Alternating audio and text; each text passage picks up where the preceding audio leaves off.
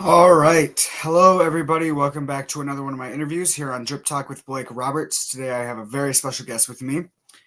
He is a former professional wrestler. He competed in the companies WWF, AWA, NWA, Jim Crockett Promotions, SCW, MACW, WCCW, and much, much more. He was one half of the tag team from 1987 to 1990 with Nikolai Volkoff, the Bolsheviks. He is no other than Boris Zhukov, also known as the Private Jim Nelson. So we will get him on in here, and then we'll start on with the interview.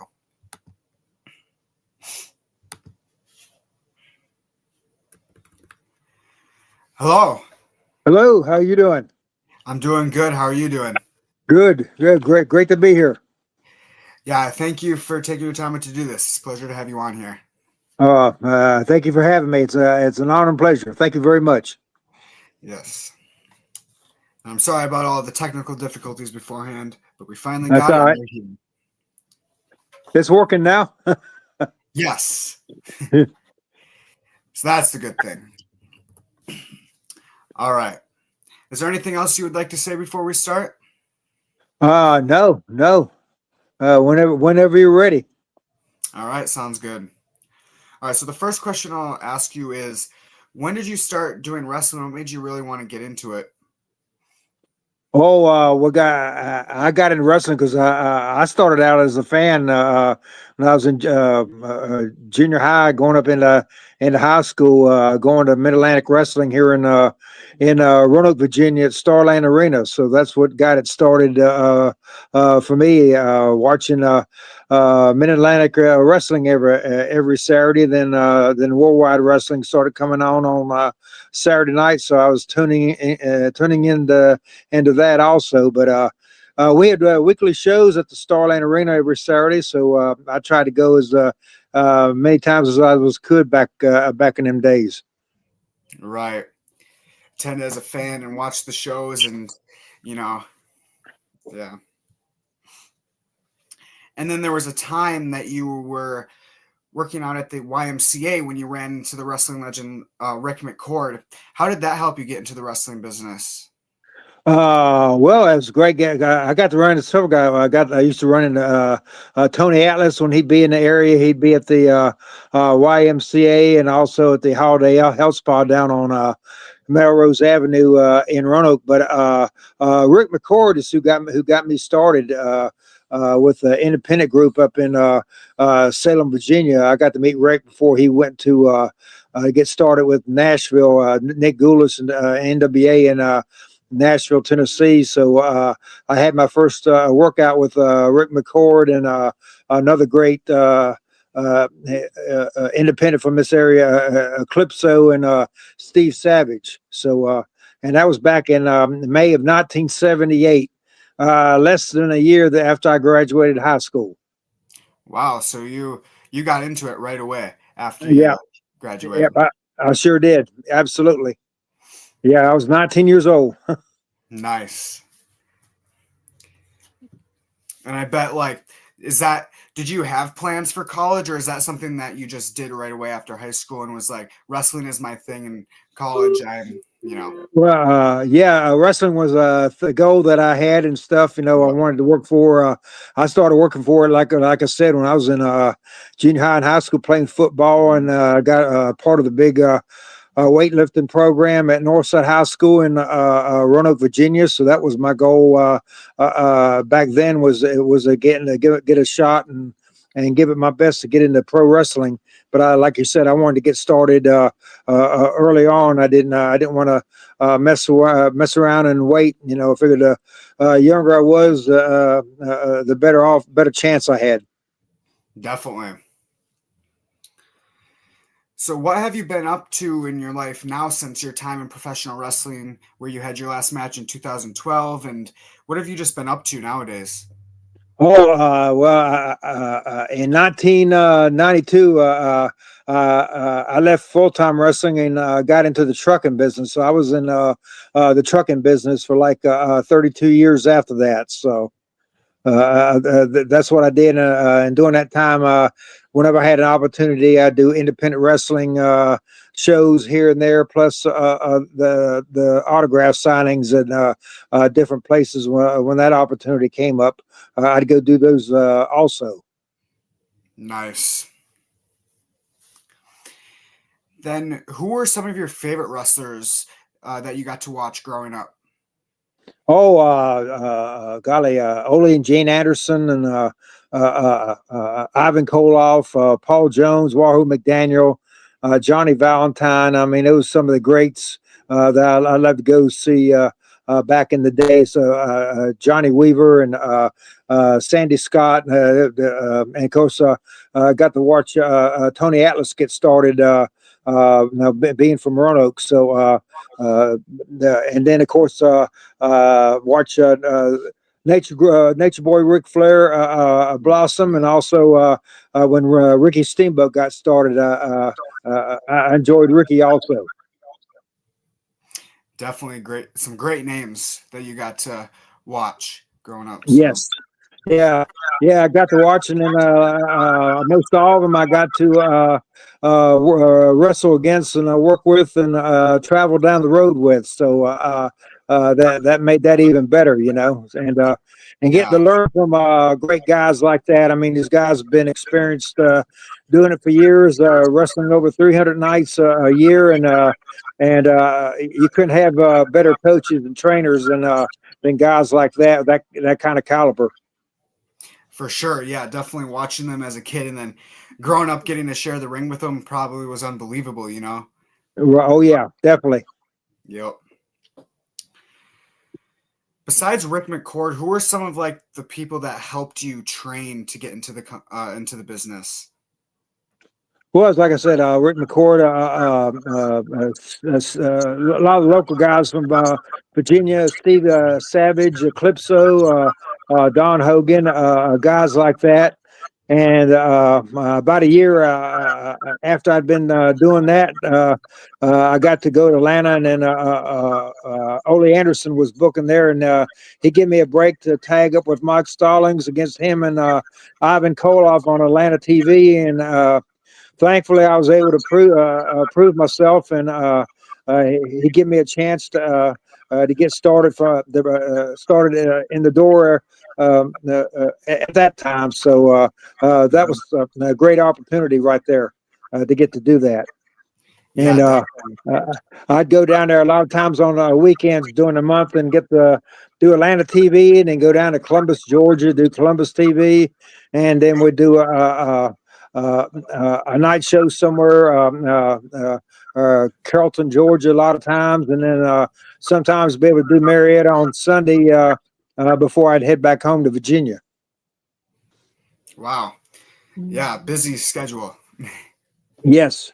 Yeah, and a lot of these towns were weekly towns back in them days. And, of course, back in them days, there was no such thing as contracts. Nothing like that existed. You had to be in the ring every night and be healthy and be able to be scheduled, booked to work, and be physically be able to get in the ring and wrestle to be able to get paid. So if you couldn't get in the ring and wrestle, you didn't get paid for the night.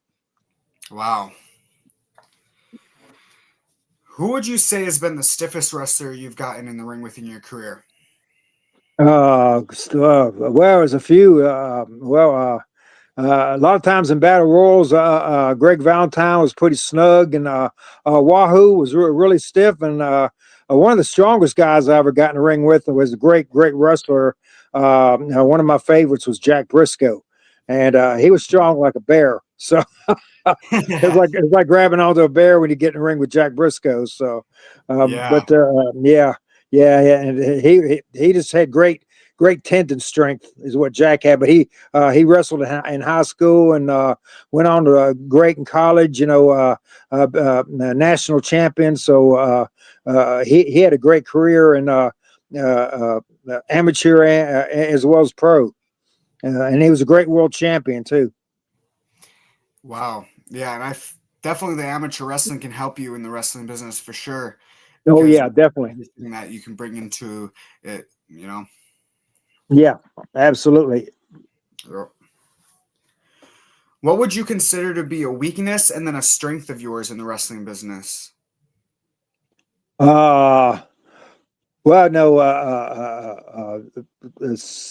weakness, I guess, and uh, it was definitely important for me to be able to be in the ring every night and stuff. I didn't learn as well if I only wrestled a couple times during the week. So I worked hard to be scheduled so I could be in the ring every night during the week, so I could learn and learn from all those great pros and stuff. Because I knew if I wasn't able to do that, I wouldn't be able to develop and grow as a wrestler. If I wasn't able to be in the ring every night. So once I was able to prove myself and get booked, and fortunately working out hard and staying healthy and being able to learn to work every night, that made a big difference for me. And like I said, watching all these great guys and being able to be in the ring with them and learning from them, that was just icing on the cake for me. For sure. I bet it was definitely getting to learn from all of them. So. Yeah, because if you can't get the experience in around, I don't know how these kids do it now because they don't wrestle many times a week anymore. I mean, I had a lot of the years I was wrestling, I was over 300 nights in the ring every year. So, and they don't come even close to that anymore now. So, and you can't, if you're not in there every night, you can't stay in shape and you can't learn.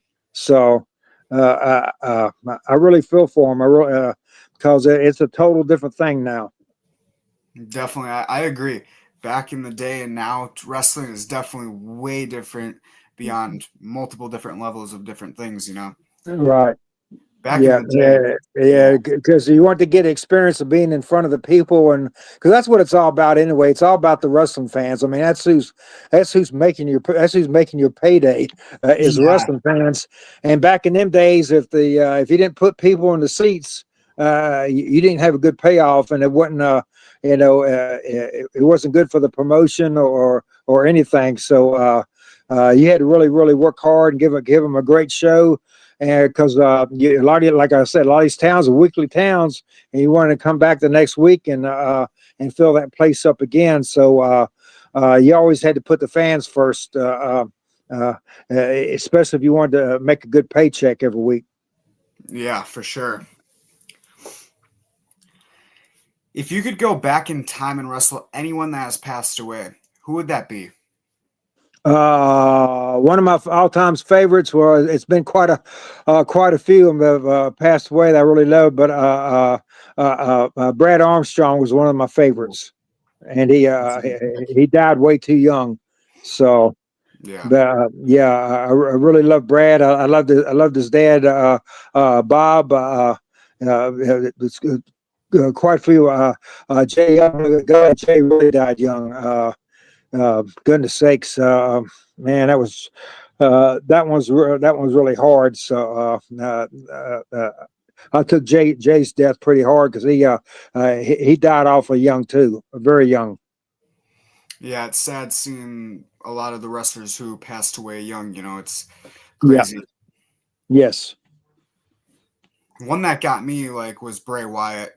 Yes. In the recent years of professional wrestling was definitely Bray Wyatt. He passed away super young, and he was just a great wrestling mind, creative. Yes, yeah, he was phenomenal. So was his dad. I met Mike Rotundo in Mid-Atlantic when he got started and watched him grow and blossom, and he just became a phenomenal worker and wrestler, and he was fun to be around, and man, he was so energetic about wanting to learn, and worked really hard, and man, he really caught on, and he became one of the greats for sure.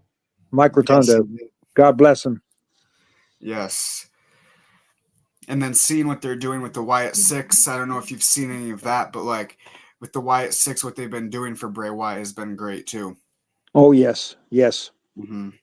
And of course, his brother-in-law Barry Windham, and I got to watch Barry get started young too.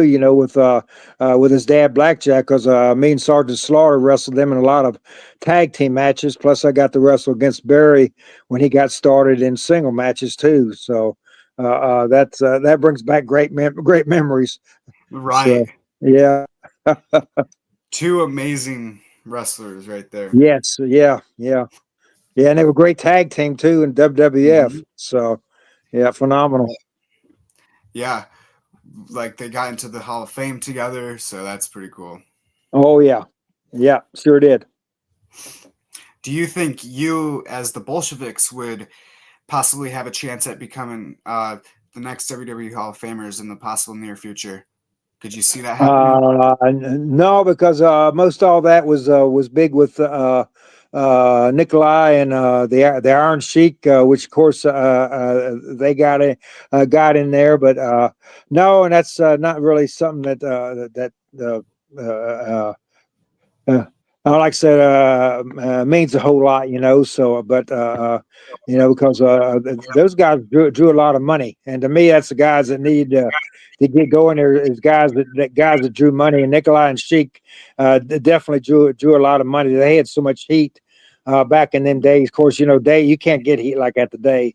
Yeah. The heels today, they don't have a clue what it means to be a heel anymore because the heat's all gone. None of it means anything anymore. But back in them days, golly, Ned, you had to a lot of times really have to race to get out of the building just to get safely in your vehicle and get out of the parking lot. So Mm-hmm.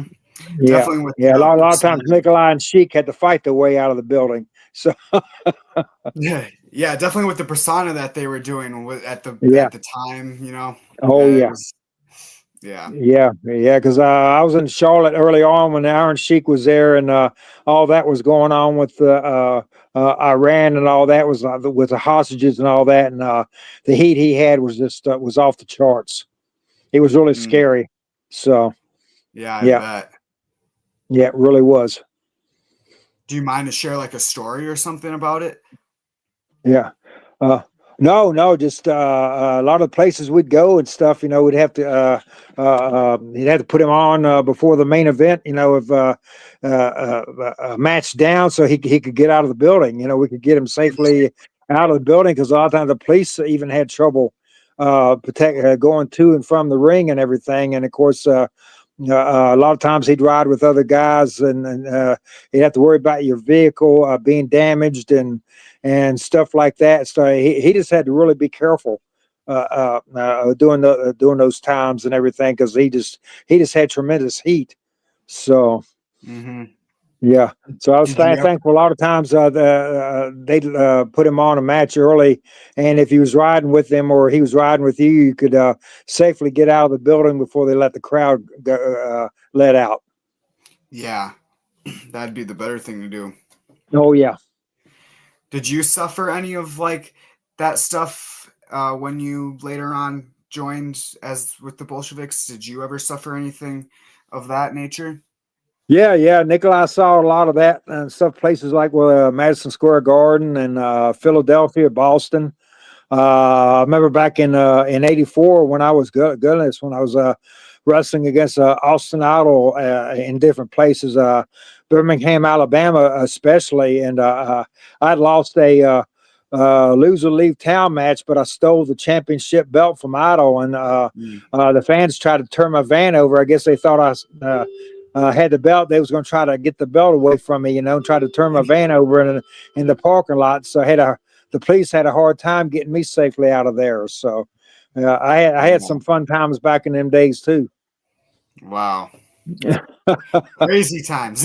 Yeah, they sure were. Yep.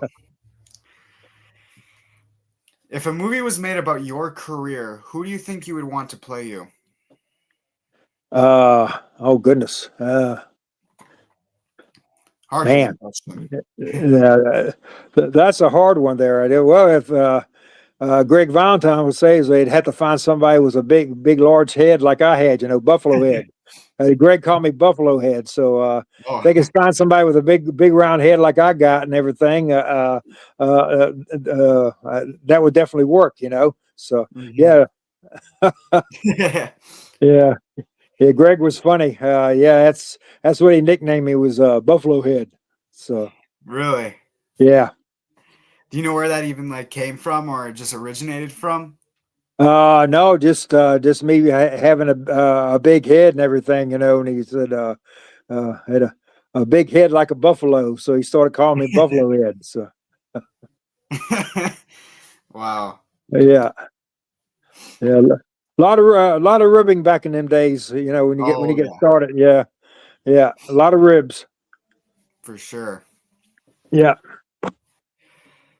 Which wrestler has given you the best advice and or compliment? Oh, golly. Man, there's so many of those.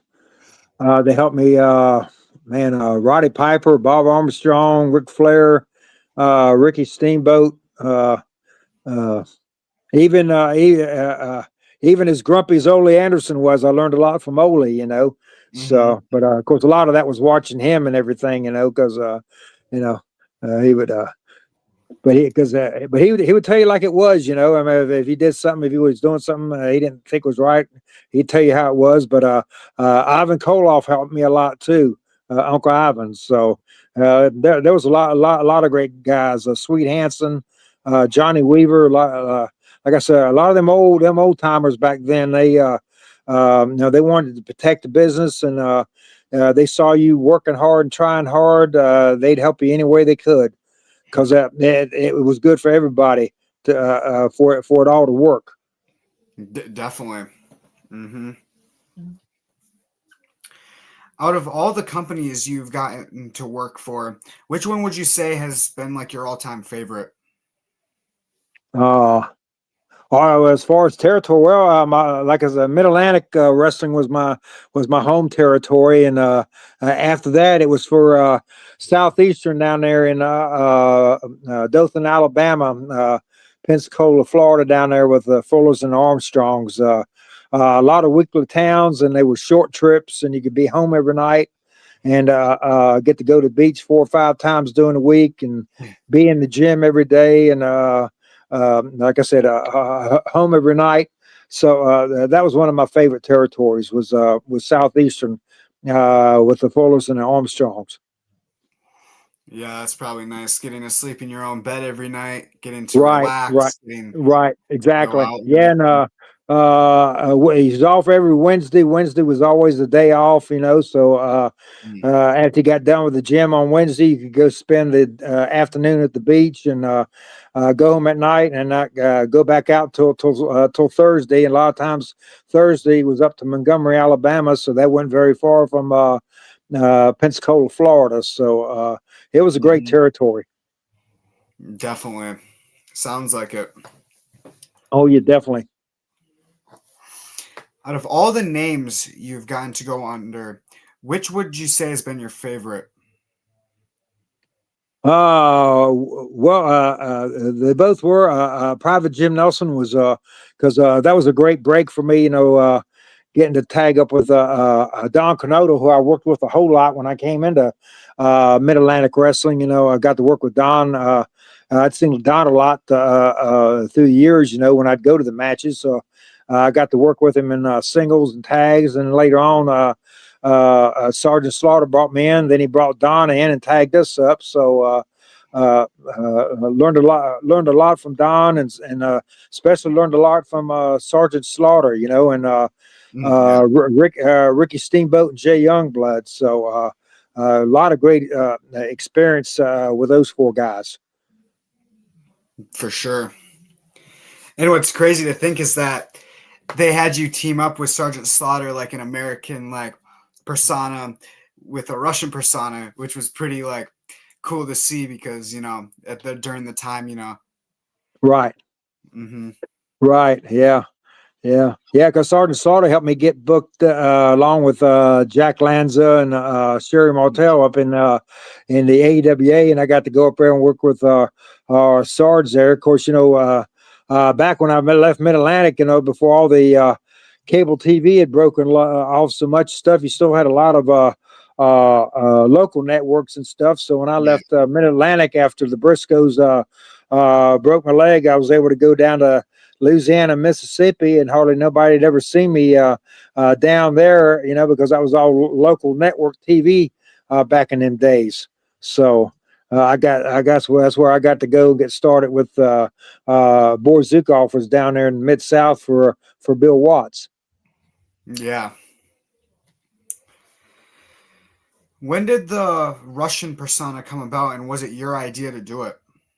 Yeah, that's something I've been contemplating on and wanting to try. And I'll go to another territory and try the Russian gimmick and everything. And in fact, I started getting things together, and I had my name and Jake Roberts being in Mid Atlantic and stuff, you know, and his dad Grizzly Smith down in Mid South.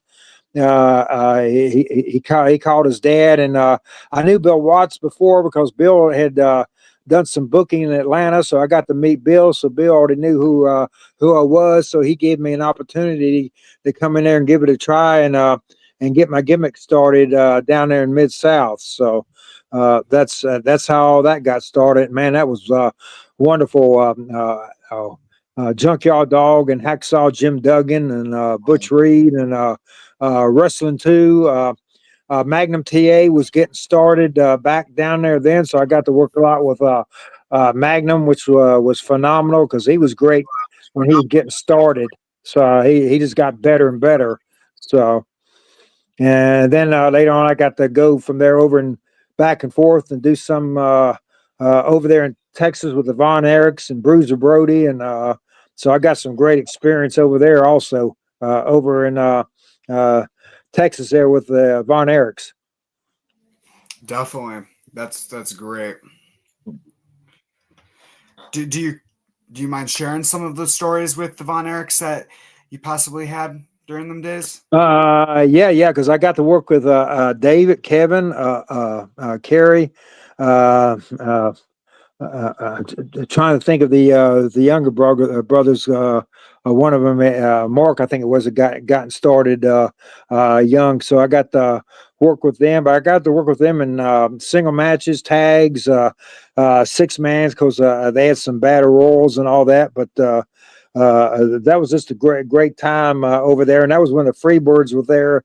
With gorgeous Jimmy Garvin, and the territory was hot. You know, all the towns were almost sold out every night during the week. So it was, you know, long as they would get it booked and get on a card, he was going to have a good payday because the houses were sold out every night. So it was a great time and a great territory and a lot of great experience over there. Definitely, and the Von Erichs are one heck of a wrestling family. They were just great. Yeah, sure were. Absolutely. And now seeing the two that wrestle on AEW right now, I can't think of their names at the moment, but there's two sons of Kerry who wrestle on AEW right now, and they're just doing great things. Great, fantastic. Yeah, and like I said, when I went over and got my start, I went over and got to work a TV match with Bruiser Brody, and Bruiser was snug and stiff, and I like that also, and so they would have a good snug stiff match with Bruiser, and Bruiser liked it and put in a word with me over there with Fritz Von Erich, so that helped me out a lot too. So yeah. I owed a big thanks to Bruiser Brody for helping me get my foot in the door there. That's cool. Yeah, I was actually going to ask about Bruiser Brody because he was a pretty big guy, and yeah, he was awesome big guy. Yeah, sure was. Yeah, and of course later on, I got to travel with him up in AWA and all that, and Minnesota and Wisconsin, and Illinois, and all that. So it was always a great time when Bruiser came up there because you never knew what was going to happen. So right, yeah, you never knew with him. No, he was unpredictable. So yeah. You mentioned Wisconsin. I always ask something about Wisconsin because I live in Wisconsin personally. So, is there any stories that you remember from your time in Wisconsin, like a wrestling event or whatnot? Oh yeah. Green Bay. We go to the building over there in Green Bay, and then getting to walk over there to Lambeau Field. Yes. That was a big thing because I loved watching football back in the days at that place, and getting to go walk over there and stand out there in that field, and a lot of great historic football games I watched growing up as a kid and stuff. That was always fun getting to do that. That was neat. So yeah. Hmm. Yeah. That meant a whole lot to me to get to do that. So Hmm. yeah, I bet, yeah, because the yeah, venue that you're talking about is the Rest Center. That's like literally right next to Lambeau Field, so it's yeah, walking distance. yeah, exactly. Hmm. Yeah, and it was a fun building. I always had a great crowd there too. And Milwaukee was always a lot of fun. I like Milwaukee too. Oh yeah, So, oh yeah, a big venue for the wrestling population in Wisconsin is Milwaukee. right. Growing up in school, you were in football, and you supposedly got inspired by the coach to become a pro wrestler. Could you share about that? Oh yeah. Well, I got inspired with it. I had a bunch of great coaches back then because coaches back then, man, they were like they were just great discipline.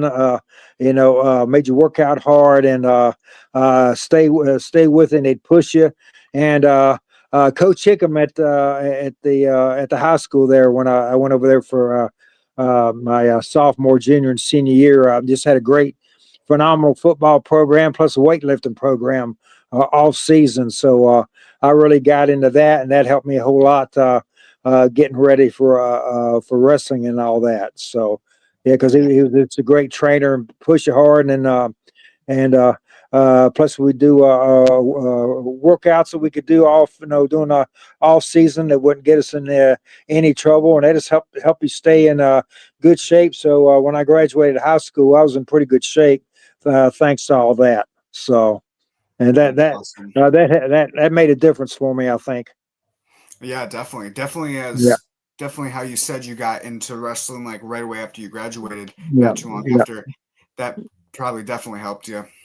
Oh yeah, because they were very adamant about you being in shape and Mhm. discipline, and it's the same way when I got started breaking with them old timers. They were the same way, Yeah. the same kind of work ethic, attitude, about working out hard and then getting in the ring and going at it hard day in and day out and stuff, so that it passed on from one to the other. So that made a big difference for me, I think, when I got getting started as early as I did.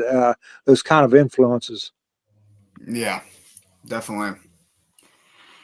Out of all the injuries you've gotten in your career, which one would you say has been like the worst injury?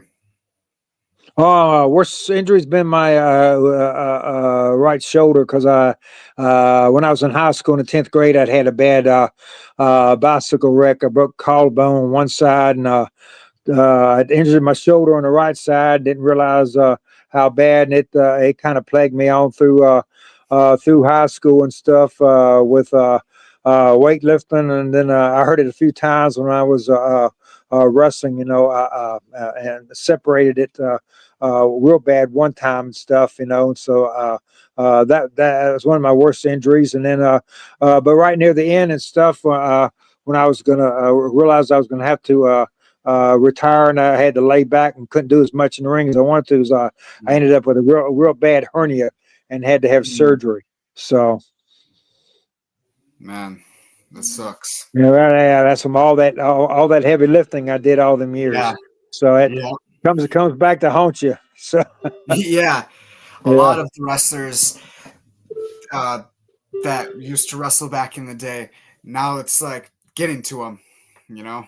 Yeah. Because in high school, I was getting started with a football team. We do deadlifts and squats and I know uh, uh, pull ups and things like that. Power lifts and all that.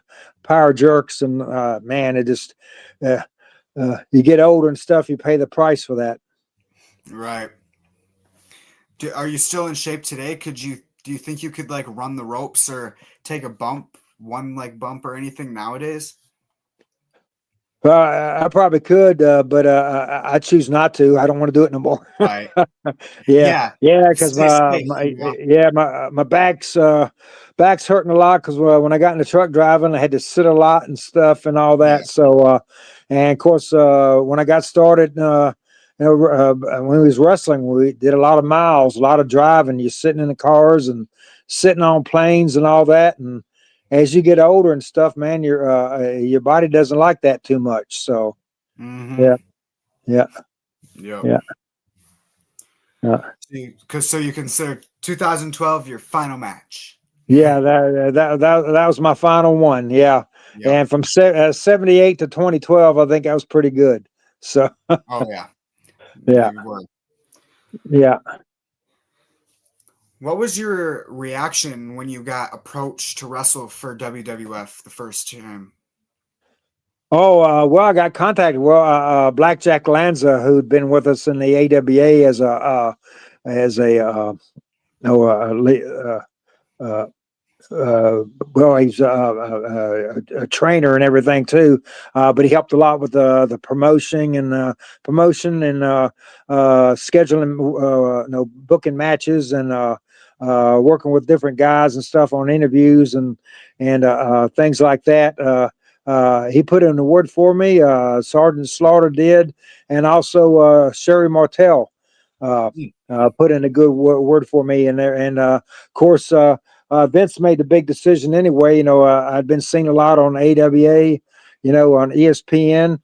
So I had a lot of recognition and all that. So, I was really, really appreciative that Vince gave me an opportunity to come tag up with Nikolai, because I'd known Nikolai back when I got started. When I got started early on, I would travel down to Florida. I got to meet Nikolai down in Florida, and time when he came up to Atlanta. In fact, I got to work with him down in Florida back in 1980.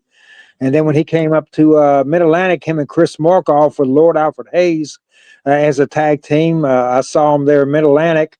And so Nikolai and I had already known each other, so that helped out a lot too.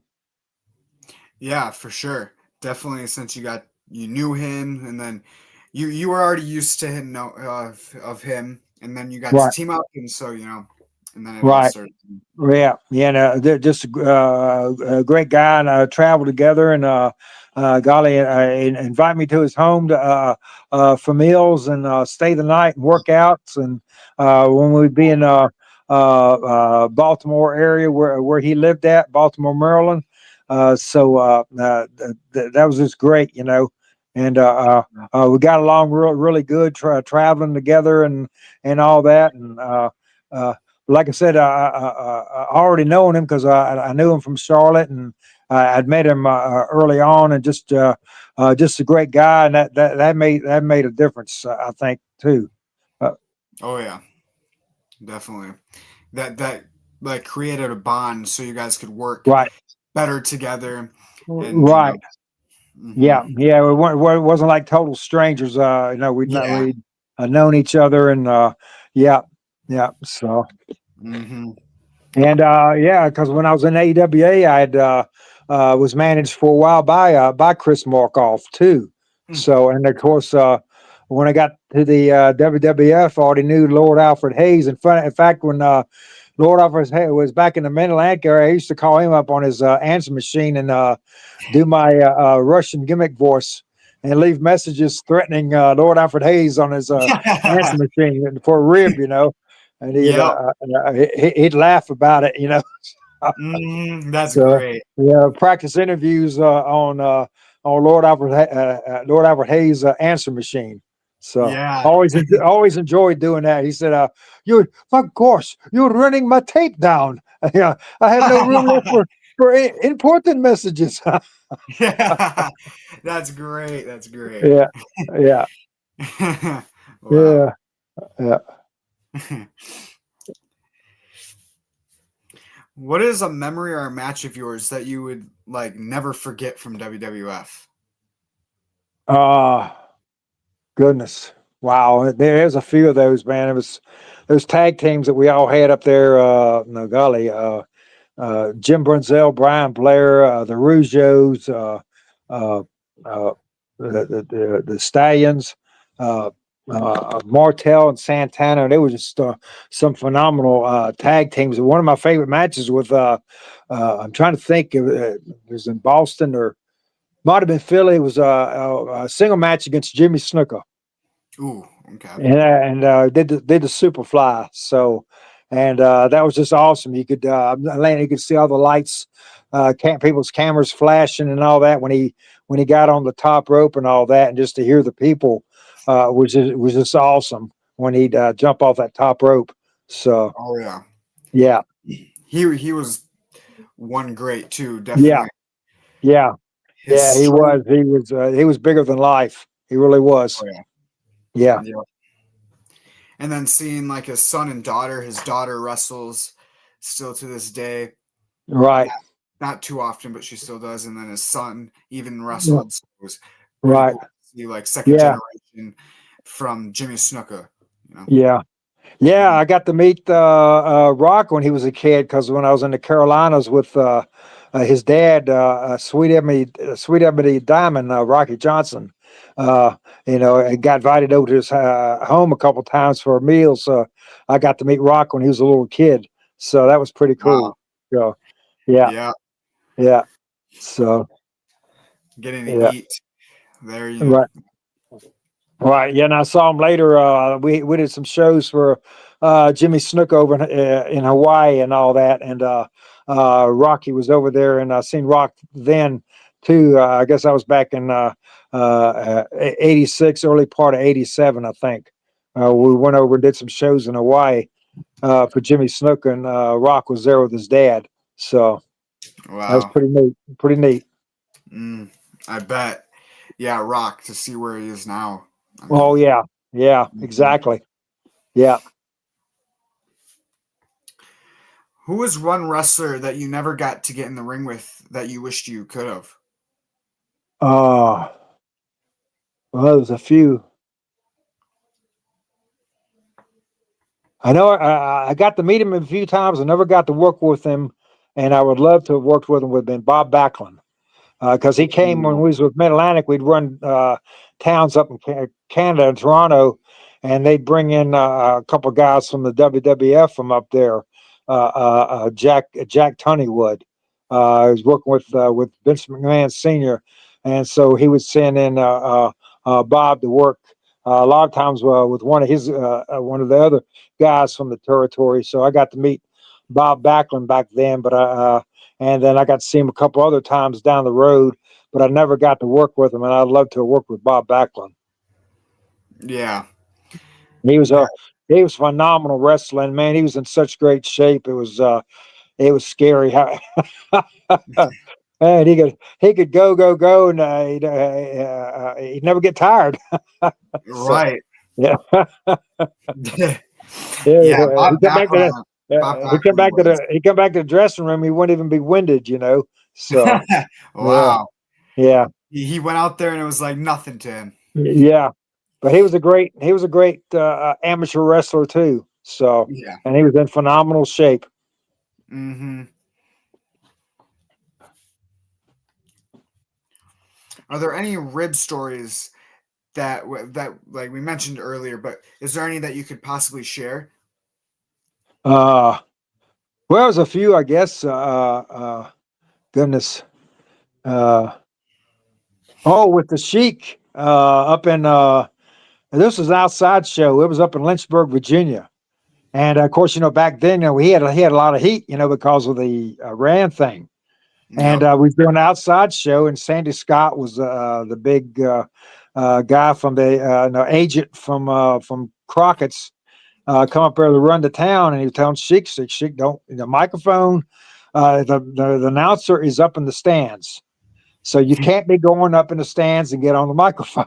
Well, that was a mistake. Chick, you get the heat on the microphone. Get the heat. So, and what's he do? He runs right up in the stands and gets on the microphone with the announcer and all that. Shut them up, USA. Oh, good grief. Thinking about I ran number one. And Sandy Scott's going absolutely nuts. He's screaming. Oh golly, he says, "What is he doing?" And I'm laughing. I'm laughing so hard I'm crying almost. And Sandy said, "Well, Jim, you think this is funny?" I said, "Sandy, I'm sorry, I can't help it." And, Oh my God. so she comes back down, right? And he goes to get back up in the ring. Where he goes to jump over the top rope. When he goes to jump over the top rope, his hook on his boot catches on the top rope, and he takes a big bump in the middle of the ring.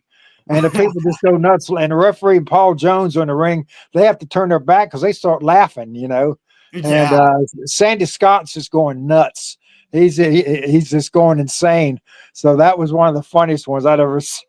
Wow. He did exactly what he was told not to do, and I wasn't surprised when he did it because that's how you get heat, Jim. I'll show you how we get heat. I said, yeah, but when he made that flick and he come back in the ring and then when he his boot hooked on the rope and he took that big bump, that killed all his heat. Good grief. That had to get everybody. But and of course we had to always be on time at the towns, so they wanted us there at least an hour ahead of time, Right.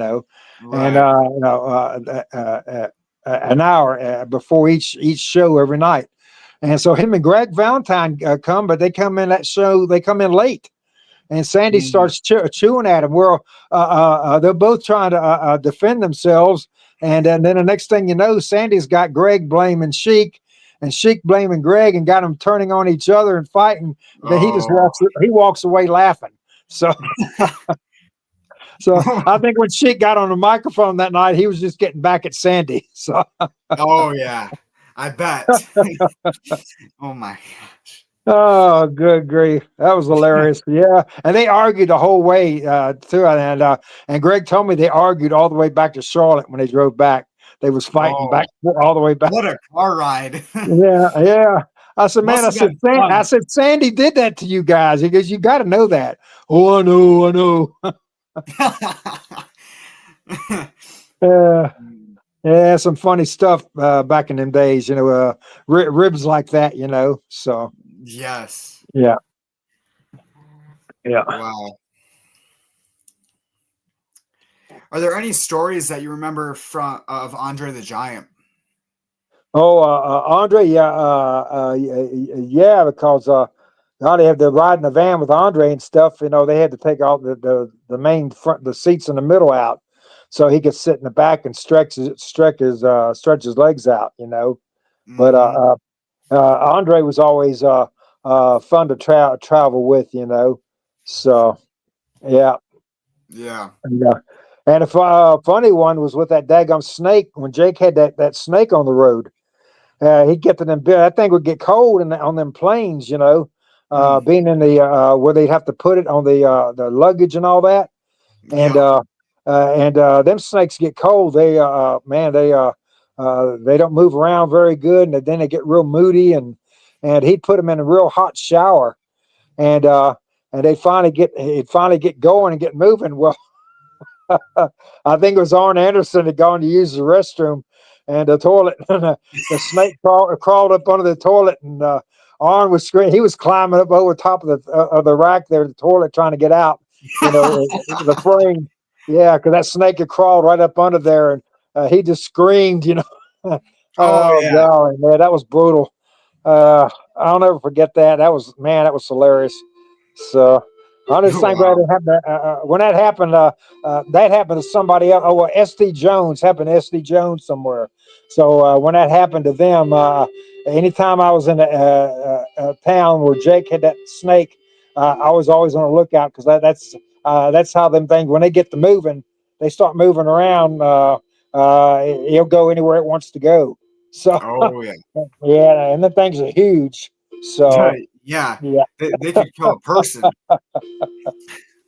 Definitely if they're not happy. Right. Yeah. They can climb up walls. They could go anywhere. Oh yeah. Yeah, that thing just came up onto the toilet. But he's sitting there. I think he must have been reading the newspaper or something and saw that thing, and then he just went berserk. Yeah, I bet. He A climbed big right up over snake out of top of nowhere. right over top of the door and jumped down the other side.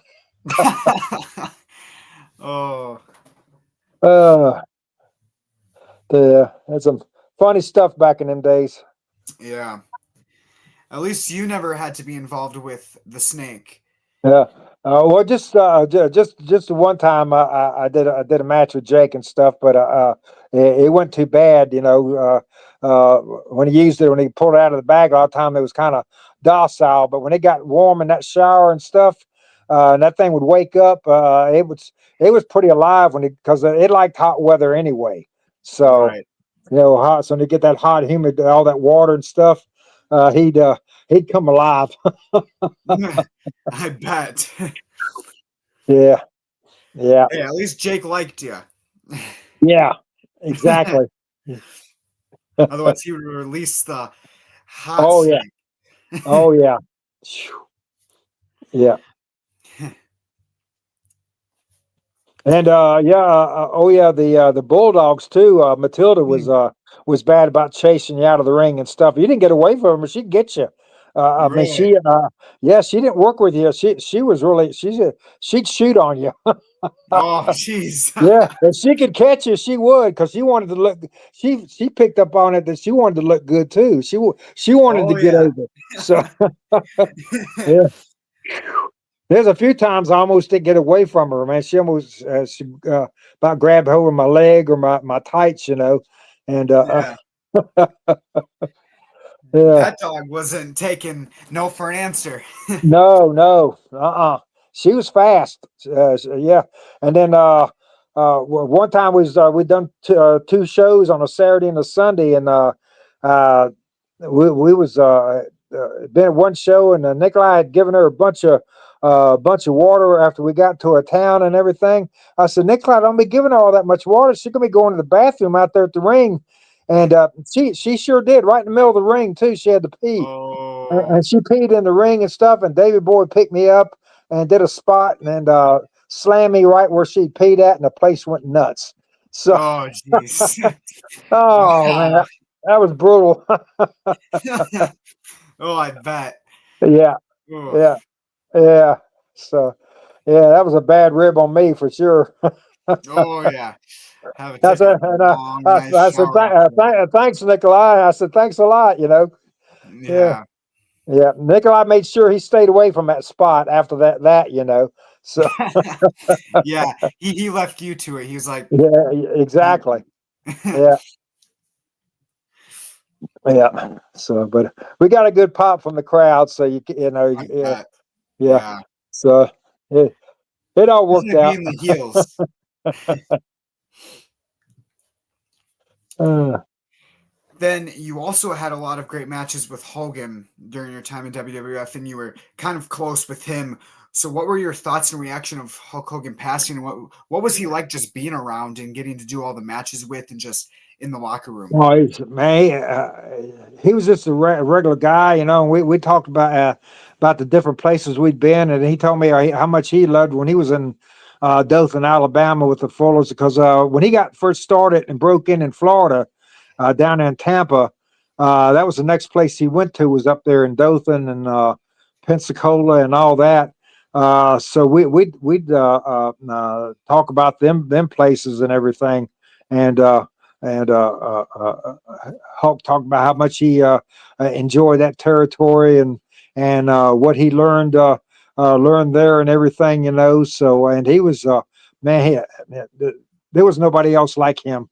You got in the ring with Hulk, it wasn't like being in the ring with anybody else, Right. because he had such a magnetism about him, and his charisma was just unbelievable. The people just went nuts. You could almost feel the building shake to the rafters. The foundation shake. I mean, it was just that was the difference between him and some of the other guys, because he was just so over with the people and everything. Oh yeah, he was Yeah. one of the biggest at that Oh time. yeah. Yeah, Mhm. yeah, he was, and If yeah, not the biggest. I got my picture taken with him at a show at Pensacola, and I saved it, and I found it just a few days after he passed away, you know. Mm, But he was just a great guy. It's fun to be in the ring with and everything, and tag matches, six mans, battle royals. yeah. Man, he was uh, and the way I see it, there'll never be another Hulk Hogan in our lifetime, and I know it won't Oh be in yeah. my lifetime. Never. Yeah, Somebody like that comes along once in a blue moon. for sure. He was kind of Yeah. like the Babe Ruth of pro wrestling. You know, like Muhammad Ali was. There's never been another Muhammad Ali, and there never will be. Those guys are just one of a kind. Yes. So, Yeah, I had the chance, or I got the opportunity to meet Hulk Hogan during like his tour that he was doing. I met him here in Wisconsin, actually, at a Walmart, and he was really cool to meet. It was a quick interaction, but oh, I shook his hand and we said hi, got a picture, and it was pretty cool getting to meet him. And that was actually like in 2024, so it was pretty cool. oh yeah, Yeah, yeah, yeah, absolutely. Yeah, he was. He was phenomenal. Yeah, after he did that thing with Rocky, with Stallone and Rocky 3, he never looked back. yeah, And so Stallone said himself he knew he was going to go somewhere. And so Mhm. yeah, and him and Stallone stayed really close after that too. They were really good close friends. So That's good yeah. that they could build a long-lasting friendship after even all of that, Oh yeah. after Yeah. the movies and stuff. Oh yeah. Yeah. Are there some like great stories and memories that you have from your time teaming and being around Nikolai Volkoff? What were some of like your favorite things about him as a partner? Oh, Nikolai, well, man, he was just phenomenal athlete. Nikolai was in good shape and incredibly strong, and man, he was fun to be with and travel with, and what a great chef, man! He could cook like crazy. It was we'd be close to his home in Baltimore. We'd go get his car, and he'd bring his hot plate with him, and we'd go grocery shopping, and because it wasn't safe, it wasn't easy to go to a lot of places for us to go eat and not be bothered. We just cooked there at the motel room and cook up steak and baked potatoes and Mm, fix a salad and stuff like that. You know, so that was always a lot of fun. So and yeah, when I was traveling with them in the Carolinas with Chris Markoff and Lord Alfred Hayes, that was a ride. Them three guys going back and forth. So that was a great comedy show with them three guys. So, could you share like an on-road story with them? oh yeah, yeah. Well, him and Chris be going back and forth because they sometimes with Chris, you know, he try to outdo you, you know, and you'd have to try to outdo him instead of Right. working together and stuff. You know, trying to outdo you and stuff. And him and Nikolai would go back and forth, and Lord Alfred Hayes would get aggravated, and so it was a lot of fun with them guys, you know. So yeah, Right. yeah. And then in 2018, what was your reaction to the passing of Nikolai Volkoff? I bet it was like super hard for you. Yeah, yeah, yeah. It was, you know, because like I said, I'd met him for the first time back in 1980 and all that, you know, and I heard he hadn't been doing well. So when he passed away, it was really hard, you know, and it was hard for me a lot in them years because I was a truck driver on the road, and a lot of times I was by myself and get news about somebody passing away, and that was the last place you want to be somewhere alone when you get news like that. So Oh yeah. yeah, that was that really hit hard and everything. So, but anytime I'd go up through Baltimore and around up that way, I'd always think about Nikolai all the time, you know, because there was a few times through the years we got to do autograph signings together and take pictures with fans and all that, you know, and Yeah. We'd call each other and see how each other was doing and all that. And then I realized I wouldn't be able to call him anymore. So, Right. but I always think about him. Love getting to sign autographs. With the fans and stuff. Pictures of me and Nikolai. So I got that means the most to me to be able to sign those pictures. Oh yeah, for sure. It brings back probably memories of seeing the photo and then being like, I remember that time or that moment. Oh yeah, yeah, exactly. And especially when I go up through some of the towns and go by some of the venues that we got to Oh yeah, wrestle in and stuff. That brings back great memories too. So. for sure. I bet. Do you feel like you could have been pushed as a tag team, the Bolsheviks in the WWF, or do you feel like what you guys did was good enough during the time? Well, I think with the heat we had, I think we could have. I mean, we did all that we was able to do. I mean, to me, it was always going out and giving the fans a great matches. Because you want them to enjoy the matches and come back the next time. Because without the fans, you don't have a payday, and Yep. I think a lot of people forget that. So. To me yeah, with the heat we had, I thought we could have done a lot more, but I was so thankful I was able to stay booked and scheduled every night, as much as we could, and stay healthy so we could be in the ring to work. Because like I said, in them days, if you couldn't get in the ring and work, you didn't get paid. So, Right. and that was the most important thing. If you Mhm. end up with injuries and having to go home and sit home, that wasn't a good thing. Oh And yeah. yeah, You guys might have not been like like in the top of like the roster, but you guys were definitely still on the card like every night, and you right. guys put on one heck of a Yeah. show. You guys did great. Oh, So yeah. I mean, Yeah. still, But it'd be fun. I mean, with the gimmick we had back then and stuff, even if we got beat, we just get on the microphone and tell the people that the Americans, you cheat, and we'd leave the ring with more heat than we came back with because they get so mad at you for you lying about them cheating. right. You pulled the tights, you had a foreign object and stuff. I said, the Americans can't win without cheating, and they're ready to Yeah. kill you all over again. That's the best. Yeah. Yeah, yeah. That's what was fun about that gimmick. It's like Sheik said, you Iran #1, USA, poof. You know, Right. yeah. So yeah, especially in the days of the Soviet Union, because the Soviet Union was so hated and despised.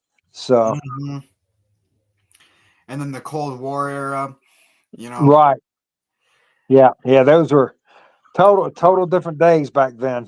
Yeah, yeah. Yeah, I bet you got like even worse backlash than you've done before during Oh those yeah. times. Yeah, yeah. Well, we was at one place we was at, and somebody acted like they wanted to our autograph, uh, and Nikolai told them they could come over anyway, and of course we never allowed this after again because uh, we was trying to eat, and they tried to spit in our food, Oh so yeah, so. man. After that, a few times, a lot of places we'd go to, that's when we'd fix our food there in the motel, so we didn't have to deal with that. So, Yeah. Is there times that like fans saw you in public and got like wanted like photos and autographs? Were there fans that actually saw you and oh like yeah, those are like the hey, at the gym, or if you was at a shopping mall, or at the airport.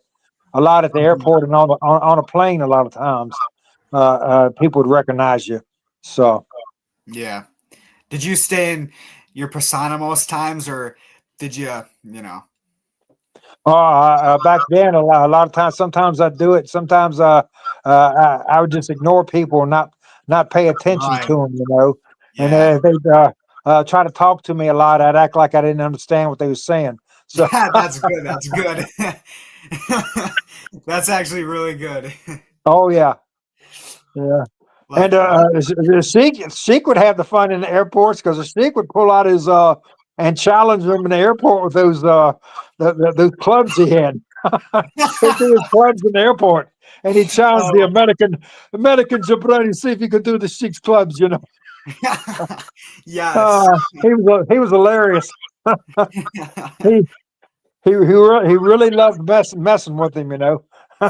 Yep. And Nikolai could do card tricks, and he was really, really good. And he freaked out a couple people with his card tricks and stuff. And then they'd go away; they wouldn't bother us anymore. So, There's a way to get there. oh yeah, yeah, yeah. Yeah, Is there ever a yeah. time? He did card trick and tell him to put it back in the middle of the stack and stuff, and he shuffle it around and try to find the card, and they couldn't find it. He says, "Well, look in their shirt pocket. It'd be in their shirt pocket," and I didn't have a clue how he did it. So Right.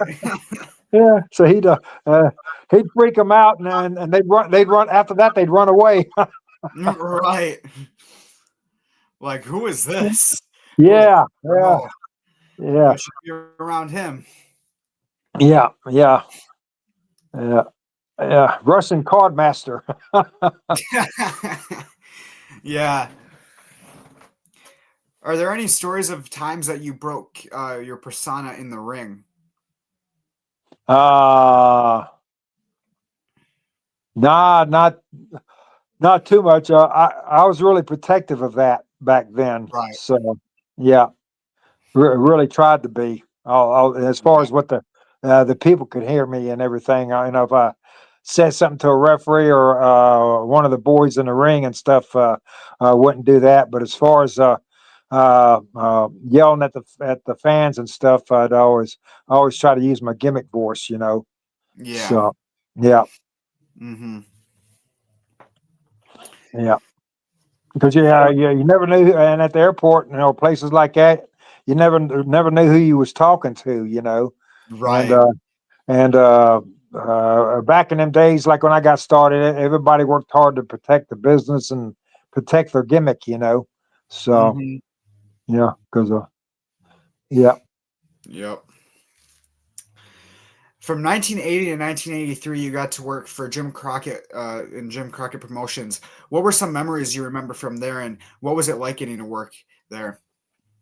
oh yeah, well that was my home territory, so I got to work hometown of Roanoke and down the Lynchburg and Richmond and all Virginia and the Carolinas, Tennessee, and like I said back then, we went up into Canada, Toronto, and that part of Canada, you know, up there. So yeah, and that was a big territory, you know. So I had man, a lot of weeks, you know, you'd be on the road every day. In the summertime, you'd have double shots on Saturday and Sunday.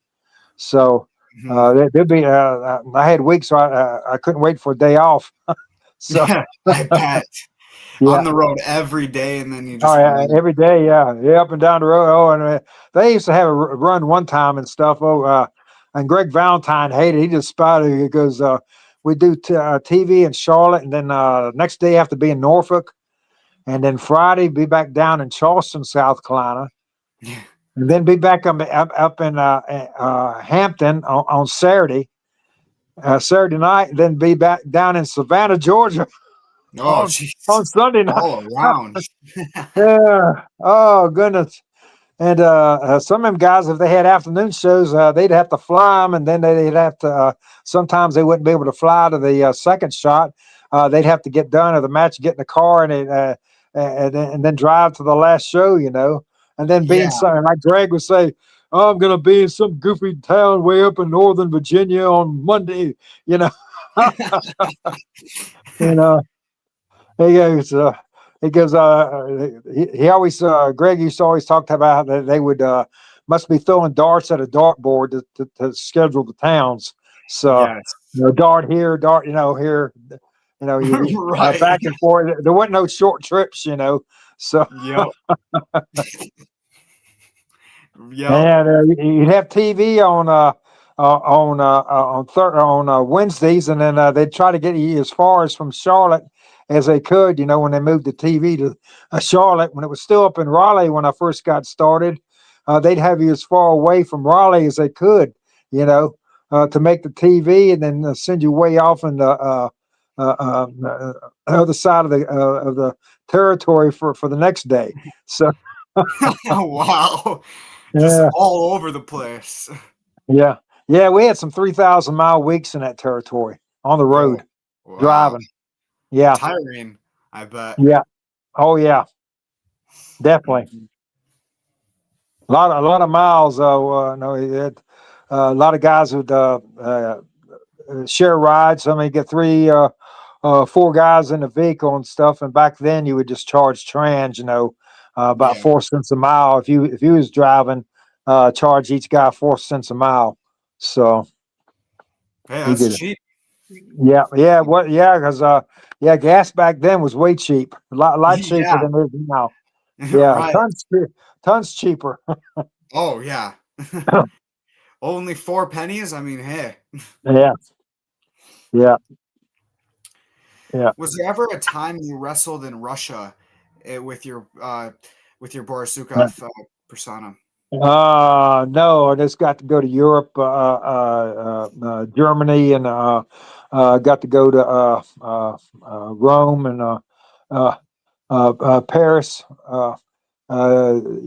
England, United Kingdom, places like that. Japan, Singapore.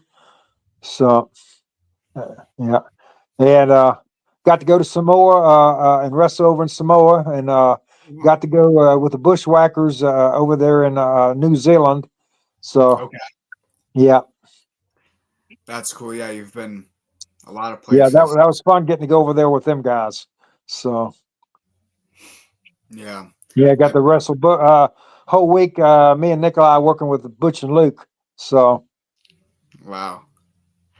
Yeah, could you share about that? What was it like?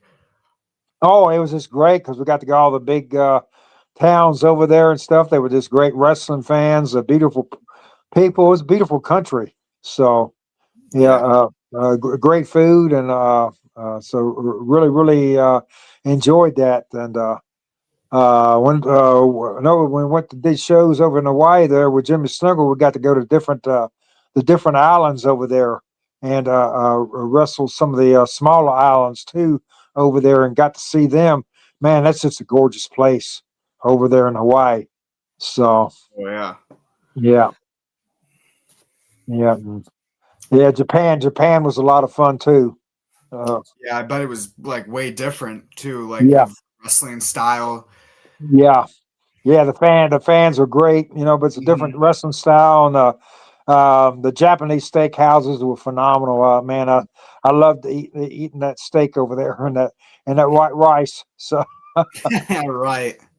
yeah, It was probably great getting to be over there, having some different types of food that you yeah, never really had in America. right, right, yeah. And I got to working all the 50 states, all the big main towns in every state, and a lot of the small towns in between, So Hmm. that was neat too. So Of course. Out of all the venues you've got to wrestle at, what venue would you say was like your main favorite? uh, back in the day with the crowds, the way the crowds loved, I loved the Spectrum in Philadelphia. The fans were just and the Garden up in Boston. Those Oh, were my two favorite places. Yeah, definitely. the fans were just unreal up there, man. They were just deafening. I They hated bet. us. They hated us so bad. You're talking about the Madison Square Garden, right? Yeah, yeah. Madison Square Yeah. Garden, and then the Garden in Boston, Massachusetts, too. Okay. That place. All right. Yeah, Yeah. yeah. That was another great, and they had that. It was great food there in Boston too. great Italian food and Chinese food. Mm. So Um, those are two places that me and Nikolai would go there because he knew great restaurants we could go to, and they had good people running them, and you didn't have to worry about nobody bothering you because they put you somewhere where fans could come bother you. So right. That's yeah, good. yeah, oh yeah. What are some stories that you have during your time with being with Sergeant Slaughter and in JCP and just in general being with him? Oh, God, he was such a phenomenal wrestler worker. Man, just a big guy, could do anything. Tremendous bumps. So he taught me a lot, And then when we got started doing that, we'd do the gimmick stuff where we'd practice on stuff in the car, me taking orders from him and doing push-ups, and we Mm. just do that stuff over and over, and then get the dressing room and different places and do that, And I learned. He taught me a lot of stuff too, and everything, because he had a lot of great experience before he came to Charlotte anyway.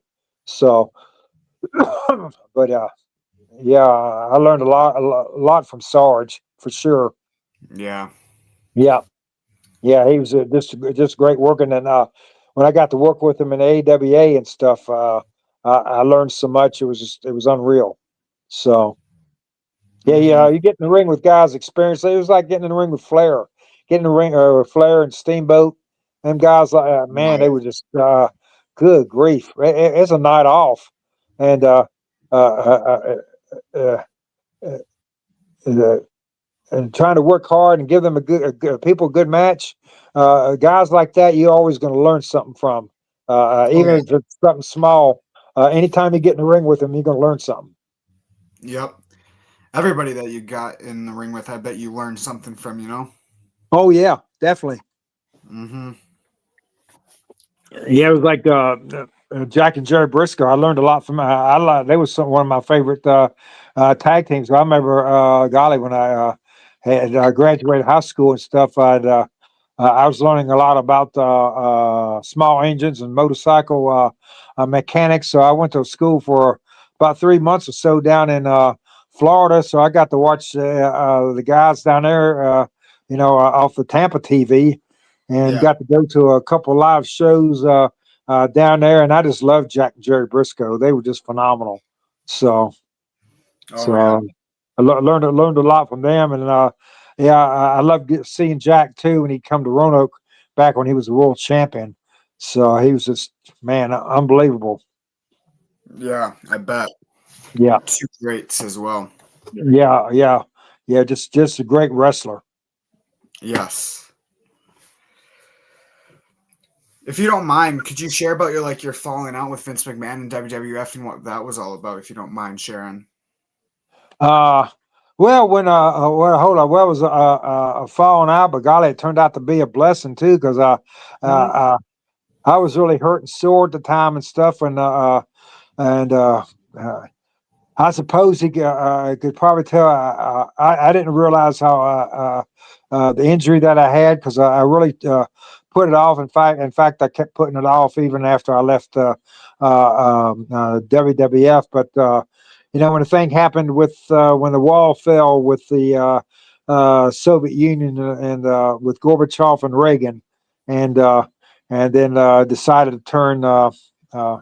Nikolai Babyface, which was great stuff. I was hoping he would tag me up with somebody else and maybe tag Nikolai up with Jim Duggan, because Jim had the American flag and all that.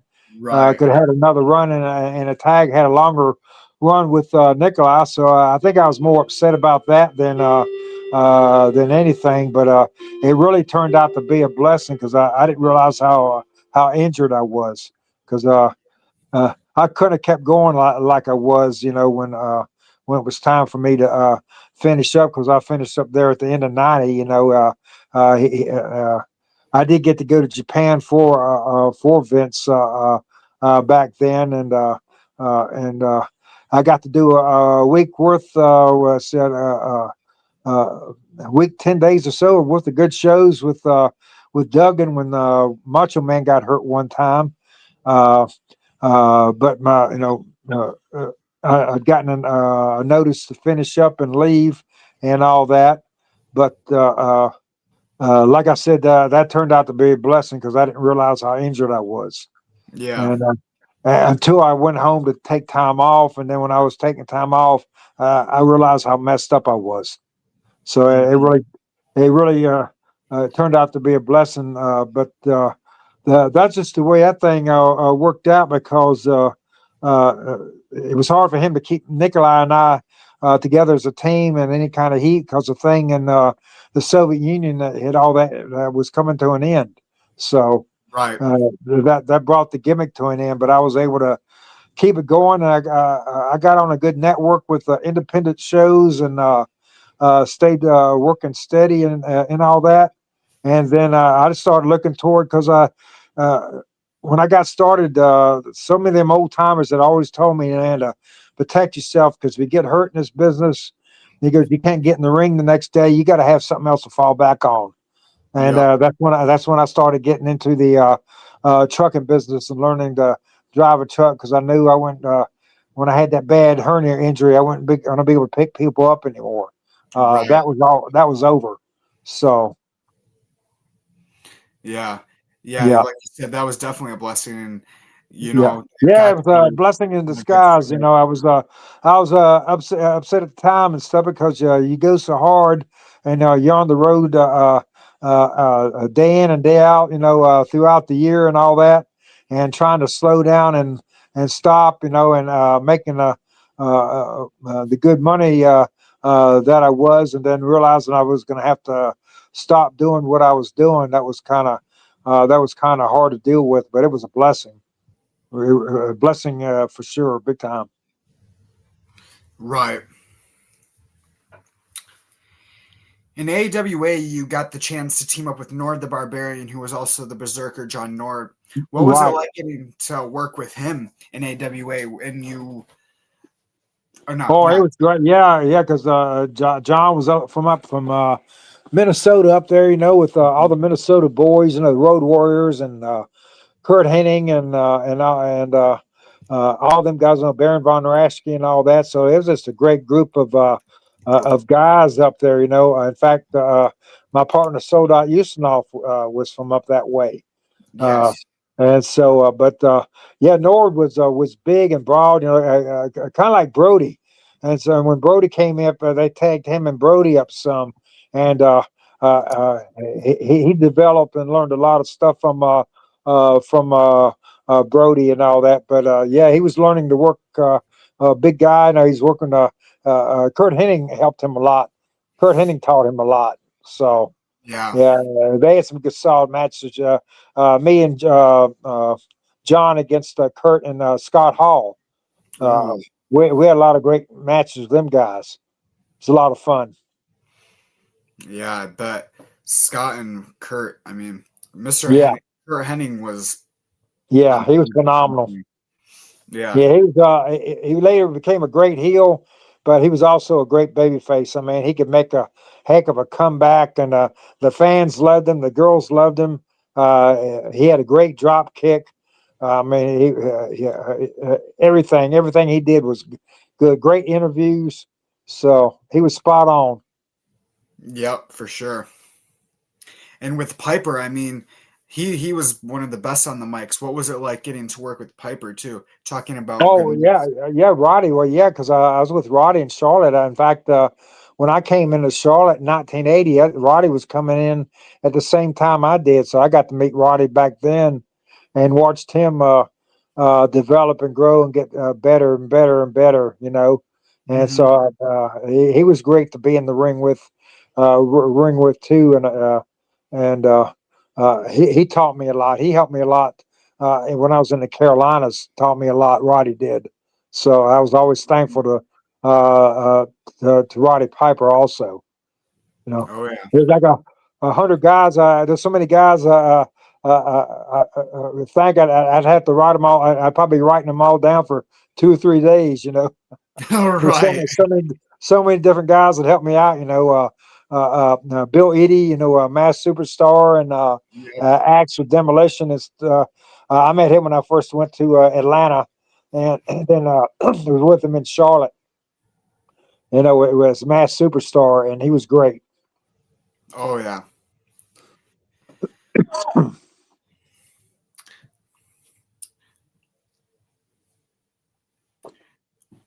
Do you think you would ever plan on making a book? No, I really wish that at the time I wrote down everything that I did back then, Mm-hmm. like every town, every night, and every all the miles. And if I'd wrote all the stuff down and everything, uh, uh, I could probably do a pretty good book. But no, that's not something I've really thought about doing. Right. Understandable. Yeah. Yeah. Definitely if like there's some things you might have forgotten, like that are, Right. you know, Right. yeah. Yeah, and stuff you want to get right and straight Yeah. and all that, But I had so many great trips, and like I said, uh, some of them great old timers, and there was other guys too that got in the trucking business like I did. Sweet Hansen got into trucking. Frank Monty with the Alaskans became a truck driver. Mm-hmm. Uh, Carl Fergie, who I met in Atlanta, Georgia. He worked with some in the Carolinas back in the day. He had his own business, a tanker business. So yeah, Yeah. that was an easy profession to go into after being in wrestling because you're used to being on the road anyway, and it's a easy profession to get into once you're used to running the roads like we did. Oh yeah. I Yeah, bet. yeah, Being all over, you know where right, to go. right, exactly. And I don't know if you know who Korsito Koshenko is, but he also was a truck driver afterwards too. He did a Yeah, Russian yeah. gimmick. Oh, okay, yeah, yeah. I'd heard that name before. Yeah, I never got Mhm. to meet him, but yeah, yeah. It's just a natural business because used to being on the road and running miles, and you just get into a bigger vehicle, and you know, yeah. Right. You got to share the ring on multiple occasions with Nick Bockwinkel. What Oh was it yes, like getting to uh, be around him and share the ring with Jimmy. a great?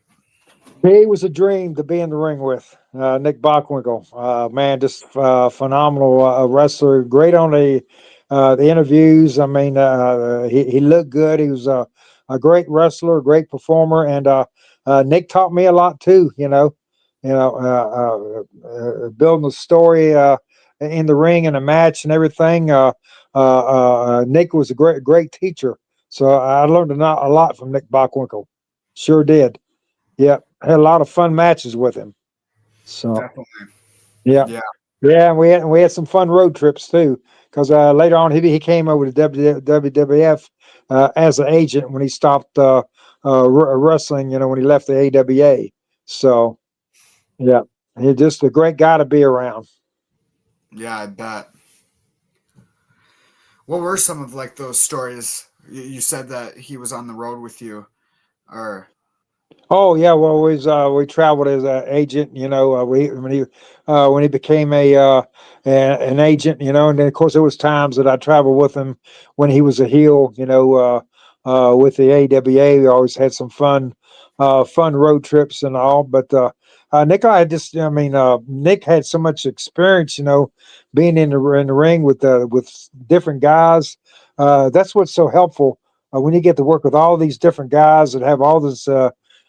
Great experience and knowledge and all, and they pass it on to you and stuff, and then you can pass it on to somebody else. And Nick was just a great teacher and show you how to do stuff and how to get the most out of your match and how to work the crowd and all that. So he was really great doing that. yeah, I Uh, bet. yeah, yeah, single matches and as well as tag team too. He was great to be in with tag team matches. Yeah. In AWA, you also got to form a tag team with Soldat Ustinov. Right. Yeah, Soldat. Yeah, Soldat Ustinov. Yeah. Ustinov, yes, my bad. There we go. In AWA, and you guys actually won the AWA tag team titles together. What was that moment like for you?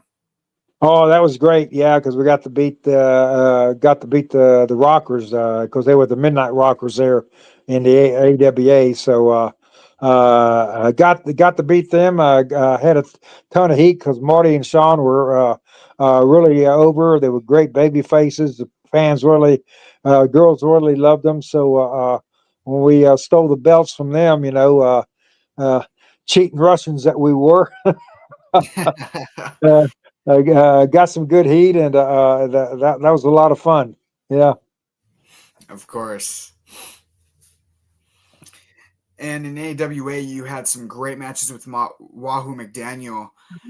Yeah. Um, Oh, yeah. Yeah. Wahoo's one of the great, uh, rough, tough baby faces for sure. mhm. Yeah. Is there any memories from your time with him? Yeah. Oh yeah, well we used to just beat each other pretty.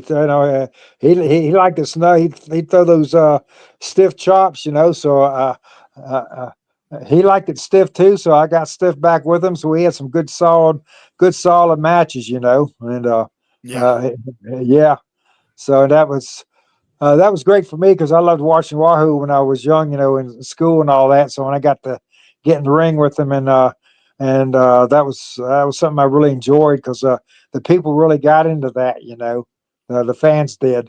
So Yeah. yeah, I always enjoyed going hard with Wahoo, because Oh, yeah. yeah, and then they'd want to see him do his war dance and then shoot you in and give you a big chop and the place to go nuts, So Oh, yeah, I bet. yeah. Yeah, he was one of them stars that just got the crowd over. Yeah, yeah, yeah. He was another guy. He had the charisma and all that, and was just natural. The ability Wahoo had, and the fans just loved him.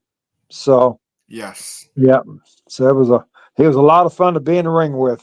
So sure was. You and Nikolai got to wrestle at WrestleMania 6 against the Hart Foundation. How does it feel knowing you actually got to take part in a WrestleMania? Oh yeah, that was phenomenal. The other one was in the big battle royal in WrestleMania 4 at Trump Plaza, which was a lot of fun. But yeah, getting to do the Hart Foundation there with them and stuff that was great because those two guys were really over, and they were getting ready to get the big push against Demolition because they was going to get the tag team Right. belt. So yeah, and I love both Brett and Jim, the pieces. So that was a lot of fun. Yeah, I bet. Getting to wrestle on the biggest show of them all. Oh yeah, yeah, yeah. That was a lot of fun, and a big place like that big stadium up there in Canada. So Yep. And then you got to take part in the first ever Royal Rumble in 1988, the one where Jim Duggan took the win. But what was it like getting to also take part in the first ever Royal Rumble that ever was? yeah, that was great because it was the first one. In fact, I got to be in one of the first Survivor Series when it got started. Ooh, So yeah, those were really special because they kept them going. It yes. became a yearly thing. So to be a part of something like that, and then the same thing with the one in the with the summer and all that. So Yeah, definitely.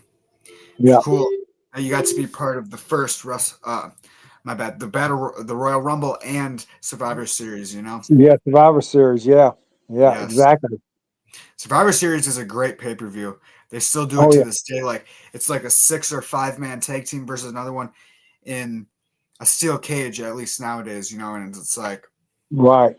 yeah. Yeah, yeah. Yeah, some of the first couple ones that some of that they had, to be able to be a part of those, got them kicked off. That's great to have been a part of that, Oh yeah, and to see and to see see them keep them going. yeah, and like you got to leave the legacy on the first ever one to have it keep grinding and going each year. Right, right. When you and Volkoff split from being a team, you guys had a feud. What was it like getting to face a longtime partner of yours?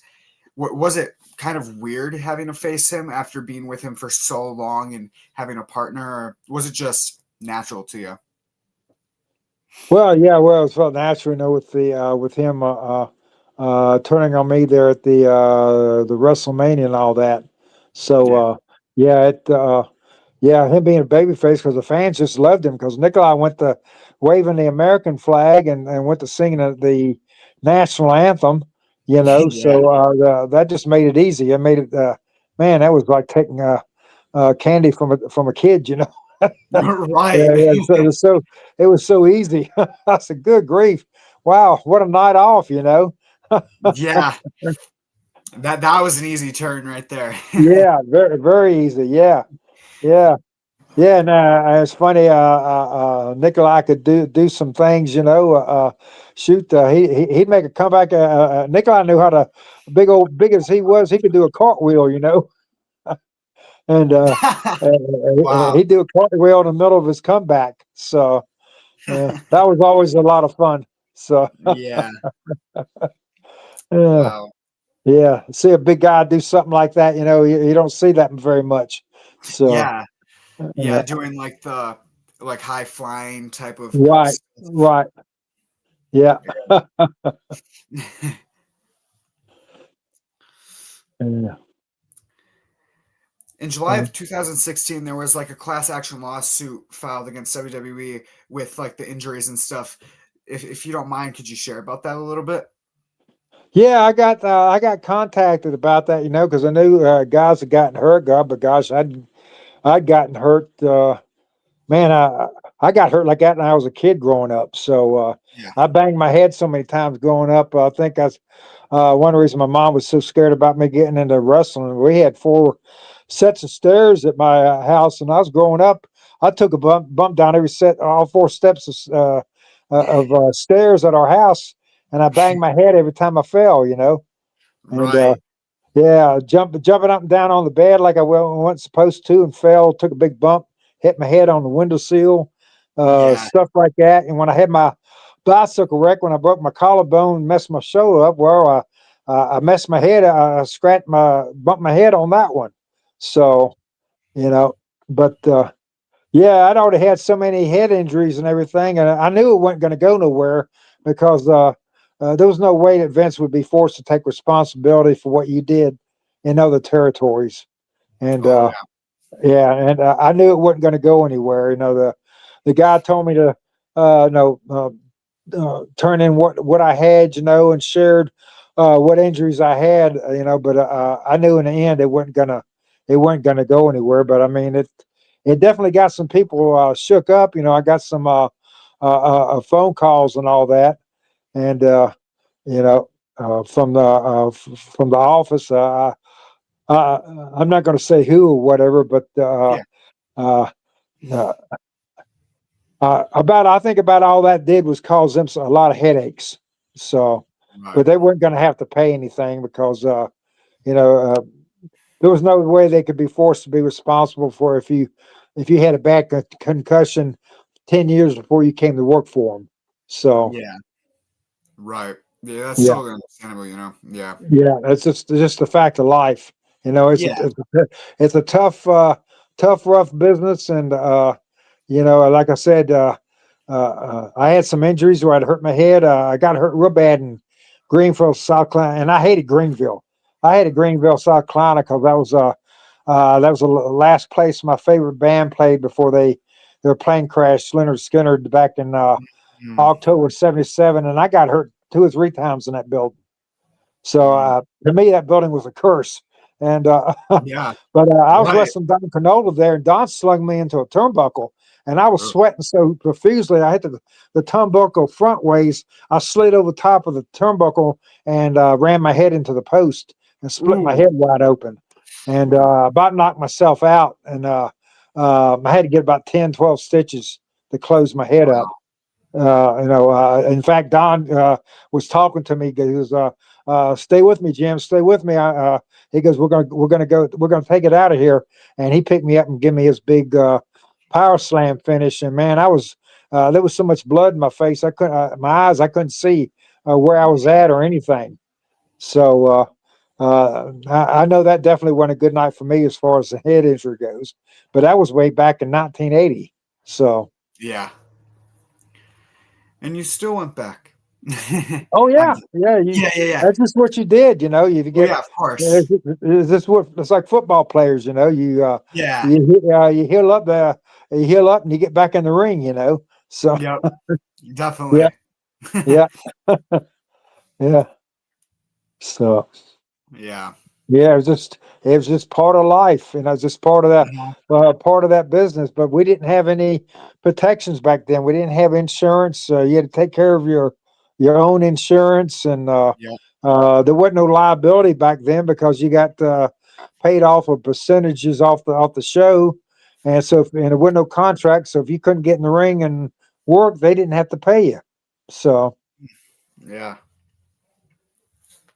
Yeah, a total different day back then. Oh, yeah, for sure. Who would you put in your Mount Rushmore of wrestlers? Oh, you mean some of the greats? Oh man, there's so many of them. They probably wouldn't all fit. Right. Yeah. It's hard to do a Mount Rushmore nowadays.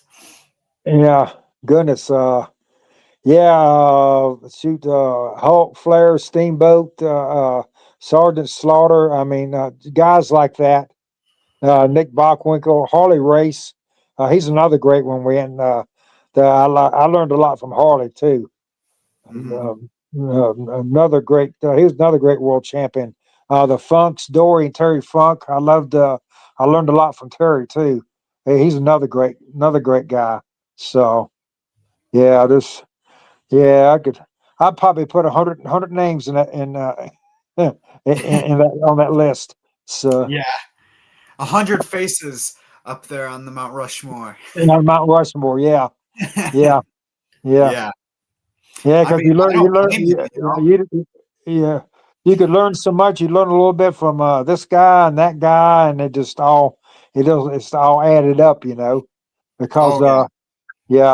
So some of the guys had 20, 30, 40 years experience, So yes, and you can't beat that. Yep. If you could go back in time and tell your younger self something motivational towards being a wrestler or anything, or towards your life now or whatnot, what would that be? Oh, what would I tell myself when I was younger? Correct. Yeah. Just keep working out hard, and my big thing for me was to have always remembered the only reason I was there was because Almighty God allowed me to be there. He gave me an opportunity where I was able to physically do something like that, and I was able to learn and protect myself and going out and giving the people great performers, because being a fan, you learn you want to go out there and give the people what you wanted to see when you was out there, and you want to give the people 100%, because if you're doing a weekly show, you want that crowd coming back each and every week, and you want to keep building that crowd, and the harder you go out there and the better show you give them, the better chance you have of doing that. That's one thing I loved about Ronnie Van Zant with Leonard Scotti. He said, "We're not up here on the stage for ourselves. We're up here for the people. And if we don't give the people a good show, they're not going to come back and see us next time." And he had such an incredible work ethic. He said the only way to do shows is is to build them up to where you can sell out every show. Oh, And that should be your goal, is to sell out every time you go back. Yep. And For sure. the only way you can do that is to give the people a good show. So I always tried to go out there and give them what I wanted to see when I was going to see matches. Right. Yeah. You took it from when you were younger, what you Right. saw, and Right. So, right. took it, and you were like, yeah. This is what I want, you know. Oh, yeah. Yeah, and them house shows, most of them house shows are at least 2 hours, if not more, 2.5 hour house shows. And you don't see that today. Yeah, no, you don't. No. Really. I don't know how many hour Broadways I saw Flair and Steamboat do, but they were incredible. Unbelievable. The same thing with Wahoo and Paul Jones against Ole and Gene Anderson. I mean, them matches were brutal. Shoot, I seen them do a 2-hour Broadway one time. It was brutal. Wow. Yeah. It's crazy to think like you can actually stay in the ring that long. Right. I mean, you just have that stamina, the ability to just be in the ring for that long is just incredible. Yeah. Right. Yeah. Yeah. But they did a lot of really good wrestling back then too, which made it a lot more believable. So. Oh yeah. Yeah. Yep. So to start finishing off this interview what is one thing you would tell your fans that have been supporting you since day one to this day still? Oh, the same thing I tell them now when I go sign autograph. Thank you. I mean, you can't thank them enough, because that's the reason you're able to be out there and do that was because of them being out there in them seats. So without the fans, you're nothing. So yeah, so that's what I always try to tell them. For me, I can't thank them enough, because I was glad and fortunate to be just be a part of the supporting cast, So yeah, for sure. I got to do something that I loved and enjoyed watching when I was growing up. So I always try to be appreciative and say thank you for them for giving me the opportunity to entertain them the way I got entertained when I was growing up. Oh yeah, for sure. Yep. Yeah, and so it always goes back, and that was only the one place because Mid-Atlantic Wrestling had outgrown Starland Arena so much. I never got to work in that building. They was using it for like bingo. When I got started wrestling, they was wrestling at the Salem Civic Center and then the big Roanoke Civic Center. So that was the one venue I never got to work in. Was the one that I started going to see matches in, and that's the one place that I missed out on.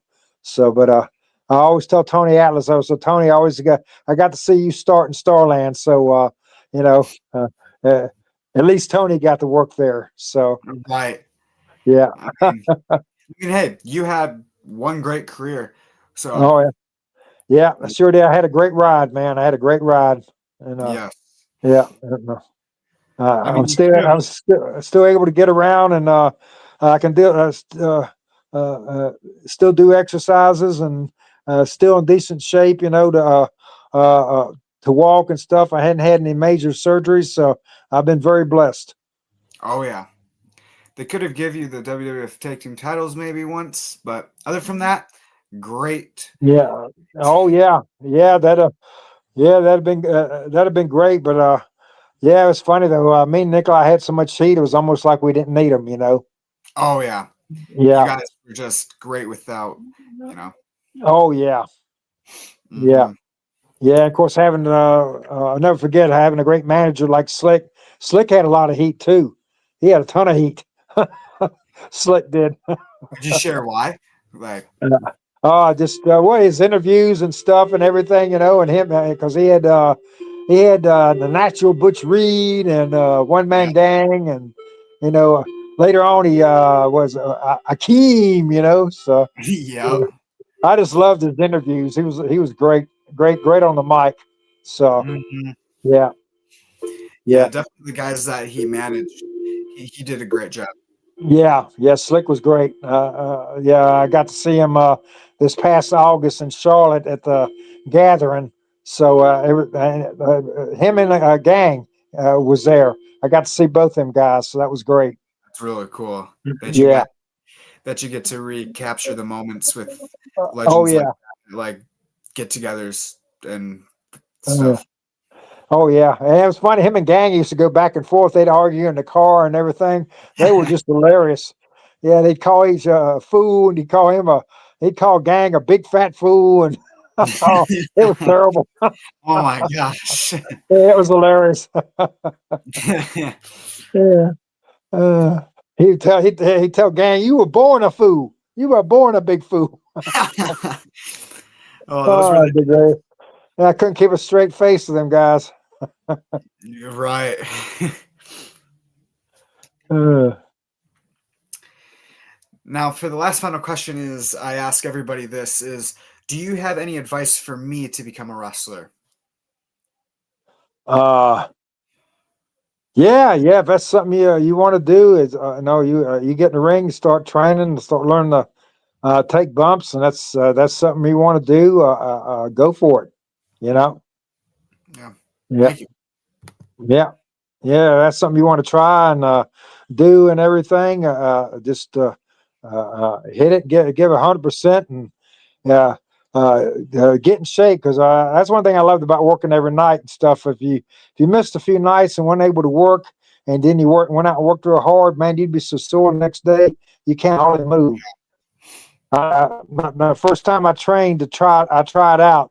I almost didn't get out of bed the next morning because there was a boxing ring I had to try out in.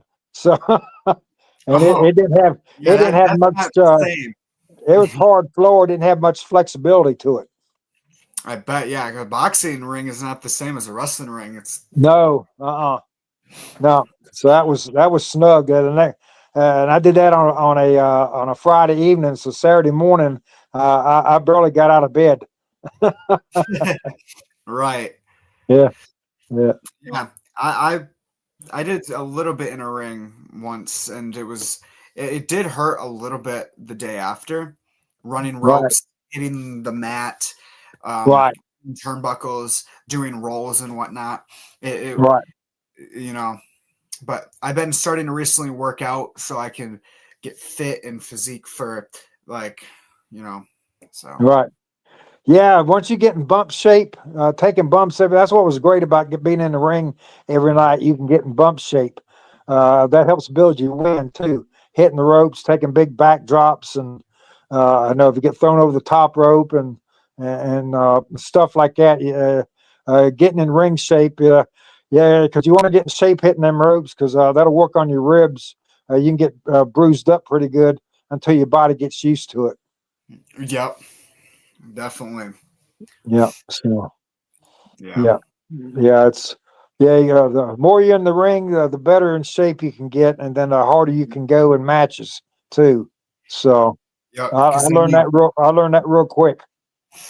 Yeah, because then you get used to it, and it's Right, just like grind from the start, and then you just grind from there, and then you're basically a pro at that point. right, right. Yep. Yeah. Well, I guess I'll wrap it up here, and I really thank you for your time, and it was a great interview.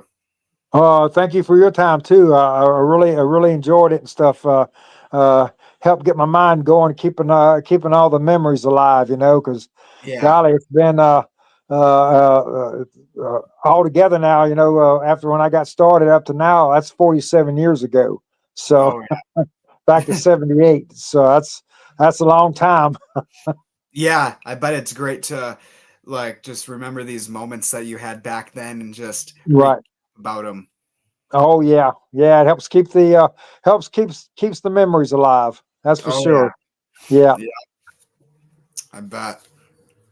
Oh yeah, yeah. Before I wanted to go, I didn't know if you ever know.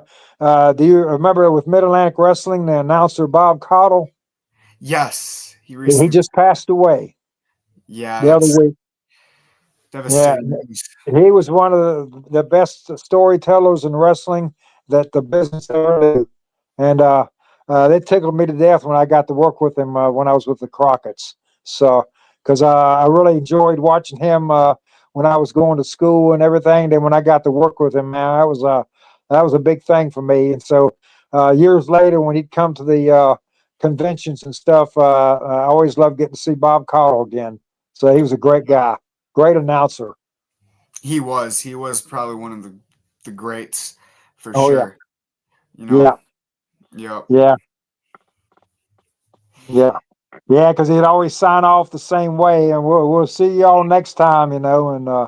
uh, right, yeah, Yeah. he was great. Yeah, yeah. Hmm. Guys like that come along once in a lifetime. Announcers like that. Him and Gordon Soley. Gordon Soley was another one. Yes. And then there was Mean Gene Okerlund, And who Mean was Gene.